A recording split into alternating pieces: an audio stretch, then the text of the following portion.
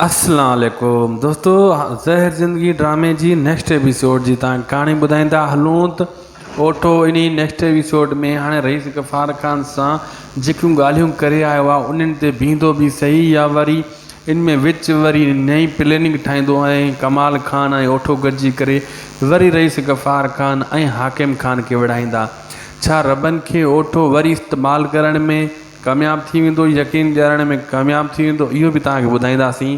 अॼु अहिड़ा सीन तव्हांखे ॿुधाईंदासीं जेके नेक्स्ट एपिसोड में थियण वारा आहिनि, कुझु ख़ासि सीन।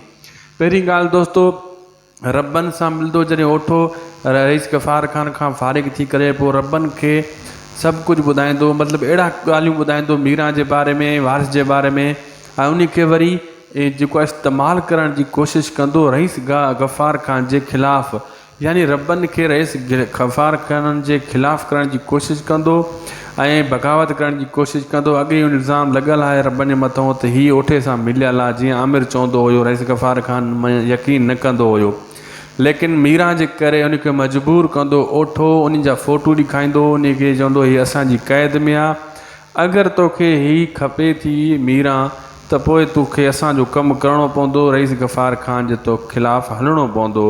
मां रबनि खे माना मजबूर कंदो, रबनि हिते मजबूर थी बि वेंदो, ओठे जी ॻाल्हियुनि में फासण जी कोशिशि कंदो, बचण जी कोशिशि कंदो, लेकिन मीरा जॾहिं यादि ईंदी उनखे पोइ मजबूर थी पवंदो।